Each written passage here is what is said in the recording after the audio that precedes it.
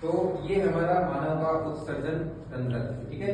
मानव में मुख्य उत्सर्जित तंत्र होता है, मुख्य उत्सर्जित जो तंत्र होता है या अंग जिसको बोलते हैं वो होता है आपका किडनी, वक्र या किडनी जिसको बोला जाता है वो होता है। ये हमारी जो शरीर में इनकी संख्या है, शरीर में संख्या, तो वक्र की संख्या है वो होती है एक जोड़ी। कितना? एक जोड़ी या दो संख्या में क्या हो सकती है? दो हो सकती है। इसका आकार की बात करें तो सेम एक फली होती है, सेम के बीजों के समान इसका आकार होता है और इसका जो वजन है वो लगभग 120 से लेके 170 ग्राम तक इसका वजन होता है। और अगर इसका रंग की बात करें तो रंग इसका होता है हल्का गुलाबी, गुलाबी या लाल, लाल भूरा जिसे बोल सकते हैं, लाल भूरा रंग इसका होता है। तो ये हमारे शरीर में पाई जाती संख्या कितनी होती है? दो होती है, ठीक है। और इसका आकार है वो किससे होता है?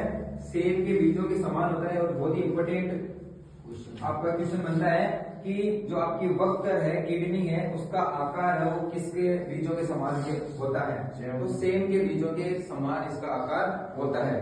अच्छा, इसकी स्थिति कहाँ पे है? ये हमारी जो रीढ़ की हड्डी है जिसको बोलते हैं कशेरुक दंड, क्या बोला जाता है?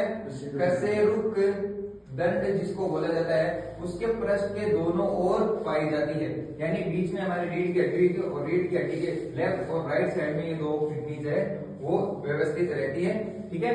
और ये पूरा का पूरा अंग मिलकर क्या बनाता है? हमारा उत्सर्जन तंत्र बनाता है, जिसमें किडनीज होती है, मूत्र वाहिनी लगी होती है किडनी से, फिर मूत्राशय होता है और मूत्राशय के बाद में आपका मूत्र मार्ग होता है, ठीक है। यहाँ पर बहुत सारी जो नलिकाएं हैं वो इसमें स्थित रहती है जिनका नाम क्या है? नेफ्रॉन। क्या नाम है?